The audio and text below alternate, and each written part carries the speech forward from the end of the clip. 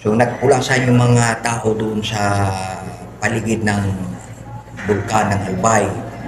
So nagtakbuhan yung iba papunta rito.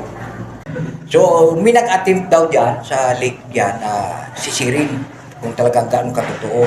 Kaya lang, ang sabi naman nung nagpunta sa ilalim, hindi nila kayang, ano kasi, paparating pa lang daw sila para daw mayroong kumukulog, kumikidlat sa ilalim.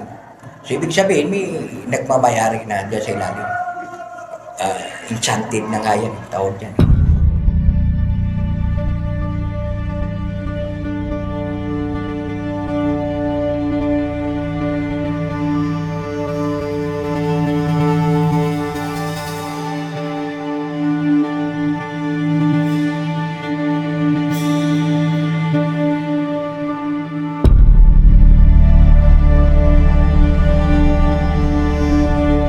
Sa isang lungsod na matatagpuan sa lalawigan ng Camarines Sur, may isang puok kung saan hindi alam at nananatiling palaisipan pa din sa iba ang makasaysayan na pinagmulan ng kanilang lugar.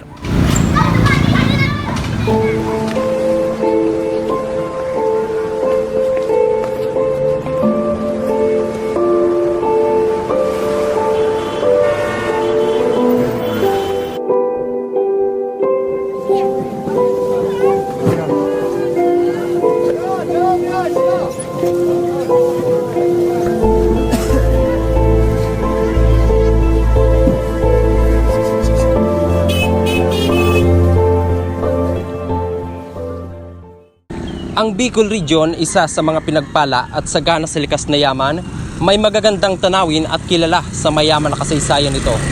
Nagsisilbing halimbawa ang isang bayan na matatagpuan sa lalawigan ng Camarines Sur na tinagurian bilang Home of Sinarapan, ang bayan ng Buhi. Pero ano nga ba ang totoo at ang mga nakakabit na malamat na kwento na patuloy sa paglalakbay at umaagos mula pa sa mga kanunuan hanggang sa kasalukuyan kung paanong nabuo at saan nga ba nagmula ang tinatawag nilang buhi.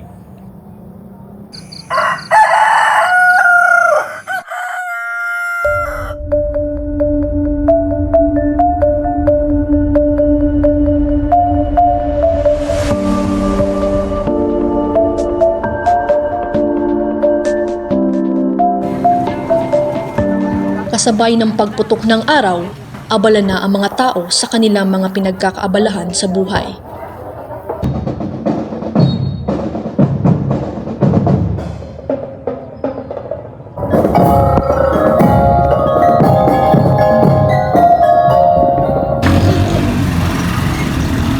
Naging kilala ang bayang ito dahil sa ipinagmamalaki nilang lawa o mas kilala sa katawagan na Lake Buhi, na may payapang tanawin na kung saan may lawak ng nasa 1,800 na ektarya at may lalim na tinatayang nasa 26 na talampakan ng tubig ang dumadaloy dito.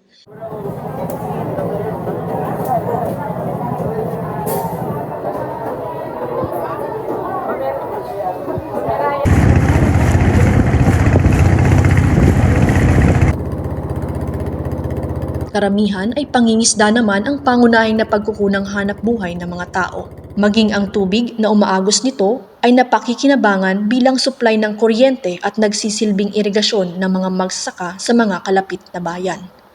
Ayon sa pag-aaral, taong 1641 gumuho ang parting gilid ng bundok dahil sa lindol na siyang naging resulta ng pagkabuo ng lawa. Ngunit may mga residente ring nagsasabi na bunga ito ng pagsabog ng bulkang Mount Iriga na naitala taong 1628 at 1642 o ang bulkan na tinatawag nila ngayong Mount Asog. Ito, hindi naman ito lake. Dati parang isang community daw. Now, ang dito, river lang. Ang nakalagay, river lang. Yung sinasabi ko nga kaninang, yung outlet, sumubog yung vulkan, na-trap ngayon. Kaya lumaki na siya ng lumaki. Kasi nga, maraming source ng tubig. Sumabog yung Mount Asog na yan, hindi naman yan yung katulad ng sa Albay na apoy, kundi tubig yan. Kaya nung nagsabog yan, kaya dito ang harap, dyan ibinuhos yung bulwak ng na tubig ng Mount Asog. Yan. Kaya nagkaroon ng kuwan dyan, lake. So hanggang ngayon, hindi na naalis yan. Diyan na ang tubig na yan. May mga residente rin na nakapagsabi na ayon sa kwento, di umano bunga ito ng isang bagay na nagmula pa sa kalawakan at bumagsak sa kalupaan. When I was a child, ang sabi-sabi, it came from parang bulalakaw lang na bumagsak and then yun na. Parang mayroon ng dating bukal doon na maliit and then hanggang sa lumaki na ng lumaki yun. Iba-iba man ang teoryang pinaniniwalaan ng mga tao kung bakit nga ba nagkaroon nito dito, iisa lang ang sigurado. Mas naging kilala ang bayan ng ideklara ang lawa ng buhi bilang home of sinarapan o ang isdang tinagurian bilang smallest fish in the world na siyang naitala sa Guinness Book of World Records. Ang tinaguriang pinakamaliit na isda sa mundo ay sinasabing endemic lamang sa Pilipinas. Nangangahulugan na bihira lamang at limitado ang mga ito na kung saan ilan lamang sa lugar ng rehiyon ng Bicol ang mayroon nito. At isa na ang bayan ng Buhi na kung saan nagkaroon pa ng maalamat na kwento tungkol dito. So mayroong prinsesa na anak ng dato na naglilihi daw ayon sa kwento na ang napaglihian niya yung suha. Ngayon, yung hinakain niya, iniipon niya yung kinukuha lang yung dagta. At nung natapos na kumain, ang sabi daw ng prinsesa, itapon niyo sa lake. Yan. Kaya nung itinapon sa lake dyan, mga ilang nakita nila yung mga isda na maliliit. Maliban sa taglay na likas na yaman ng lawa, mayroong bagay na mas nakaagaw pa ng atensyon. Ang sinasabing gintong kampana umano na itinapon dito. Yung sinasabing yung golden bell na hinulog sa lake para hindi makuha ng mga sinasabing bandido na kukunin sana yung golden bell na nakalagay dun sa simbahan. Hinulog nila dun sa lake, but as of now, hindi na rin yun nakuha, hindi na rin yun na-recover ng mga buhinan. Upang patunayan na hindi lang basta kwento-kwento, mayroon na raw sumubok para saliksikin at sisirin ang misteryoso at hindi maiahon-ahon na hiwaga ng lawa.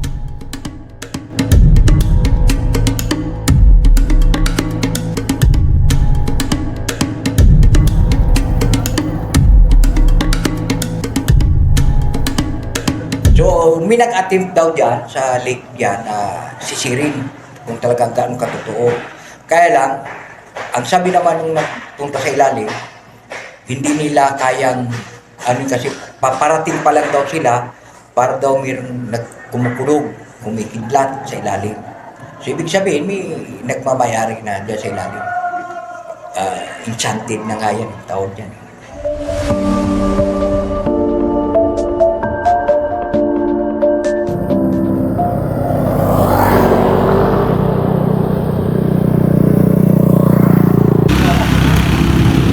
Mula sa magagandang tanawin na pagkukunang hanap buhay at maging mga maaalamat na kwento ay ang ilan lamang sa tinataglay na yaman ng lawa na siyang patuloy na humahalina sa mga tao sa bayan ng Buhi.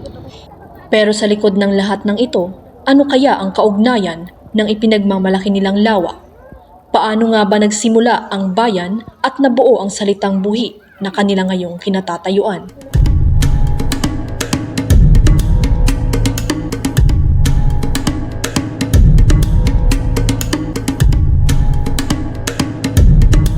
Sa aming naging pananaliksik sa mga residente dito, sa daan-daang taon na ang nakalipas, kalimitang sinasabi na dahil daw sa pagsabog ng bulkan ang naging resulta ng pagkabuo ng katawagan sa salitang buhi o kung isalin sa Tagalog ay takas. Di ko matandaan yung exact, pero mga 1800 during pre-Hispanic history pa, occupation Spanish. So, nagmula ito kasi galing sa Albay. So nung nag-irap yung Albay, yung Mayon, so nagpulasan yung mga tao doon sa paligid ng bulkan ng Albay. So nagtakbuhan yung iba papunta rito. So wala pa itong pangalan talaga, itong buhi. Kung ano talaga ang pangalan ng buhi. Ngayon, nasa lubong nila yung mga Kastila. Yung Kastila, siyempre, stranger din sa buhi. So, hindi rin nila alam kung anong lugar, anong tunay na pangalan.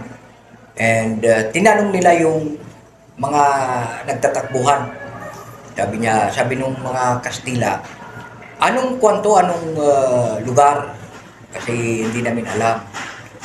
Siyempre, hindi nagkaintindihan dahil Espanyol and Bicolano, ibang salita. Basta ang sabi nila doon sa estranghero, nakabuhi kami, nakabuhi. So ang akala nung nagtanong, ang pangalan is buhi. So ibig sabihin pala nung nakabuhi is nakatakas, kaya nakabuhi. Marami pa rin sa mga residente ng Buhi, Camarines Sur ang walang konkretong impormasyon kung ano nga ba talaga ang pinagmulan ng kanilang lugar.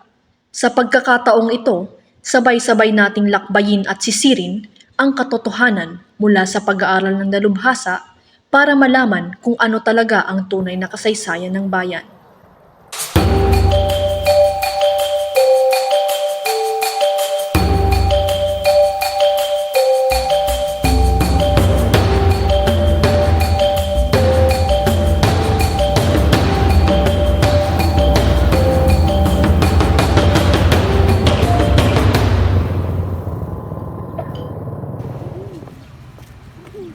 Ano nga ba ang dahilan kung paanong nabuo at nagkaroon ng mga naninirahan sa bayan?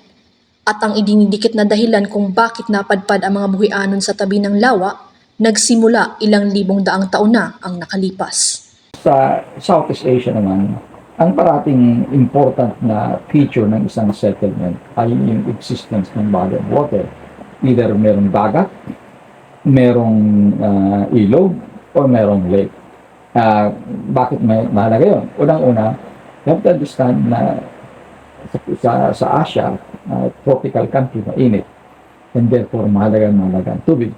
Maliban dyan, agricultural tayo. So, kailangan natin ang tubig for irrigation system. Wala pa naman ng irrigation technology tayo. So, kung saan meron tubig, doon tayo makapiling makapagtanim. Pangalawa, sa Pilipinas, sa context ng Pilipinas, insular ang geography natin, islands, therefore surrounded tayo ng tubig. So, kaya nagiging attractive ang lugar kung saan merong body of water. And most probably, whether myth or legend yung buhi or nakabuhi, definitely yung lugar ng buhi, dahil nga sa body ng water, ng lake, naging attractive na masyado sa mga migrants. So kung mga nagbiyahe or mga nomadic groups or naghahanap ng mga lugar na pwedeng nilang matirahan, most probably ito yung lugar na attractive na masyado sa kanila dahil meron gang body of water. And ano ang role ng lake?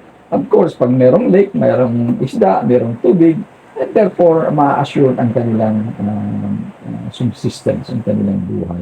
Kaya definitely, ang role ng lake sa buhay ng mga buhinon, since the time it began as a settlement, ay important until of course, kahit na ngayon sa panahon ito. Iisa lang ang ibig sabihin nito. Maaaring mayroong pang ibang pangyayari o dahilan kung bakit natawag ito sa katawagan na buhi. Mula sa pag-aaral ng isang kilalang Bicol historian na si Dr. Danilo Madrid Herona, isang dalubhasa sa kasaysayan, kailan nga ba talaga ito nagsimula? Kailan ba talaga lumabas ang buhi bilang isang settlement sa historical records? Kasi yung paniwala lang yun, mga beliefs, system, parang legend. Pero kailan talaga na-record na meron ng settlement na tinatawag natin buhi? Noong 1574, yung tinatawag na Encomienda Report na doon sa Spain records, na-mention na ang pangalan na buhi. So, ibig sabihin, nag-i-exist na yung settlement ng buhi as early as 1574.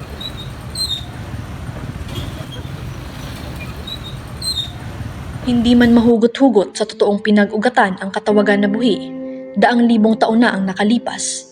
Ito man ay maaring bunga ng sakuna o hindi, may koneksyon man sa likas na yaman o wala, mapapaniniwala o maalamat na kwento man ang maaring pinagmulan, iisa lang ang katiyakan na gustong ipaabot nito. Ang bigyang halaga ang mga lugar na makasaysayan at pangalagaan ang inang kalikasan na siyang nagbibigay buhay sa kasalukuyan at sa darating pang mga araw.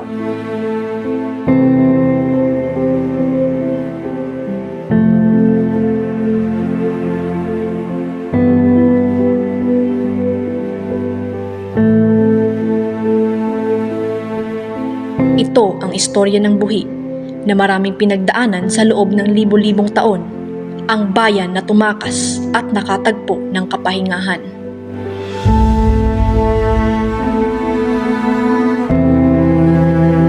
Buhi begins from the lake, it will end in the lake. Ibig sabihin, kung mawala ang lake, most probably, mawawala rin ang buhi. It would no longer be the same buhi that we know. And therefore, magbabago ang lahat. Hindi lang kamukhaan nila, hindi lang kultura nila, kahit nakasaysayan nila. It's going to be to bring about a radical shift in the life of the buhi. So kung mag-dry up yan, or mawala na ng tubig, or na naging marunong-marunong na, yan din ang simula ng katapusan. Kaya, preserve the lake. And you will preserve your heritage, your life for posterity.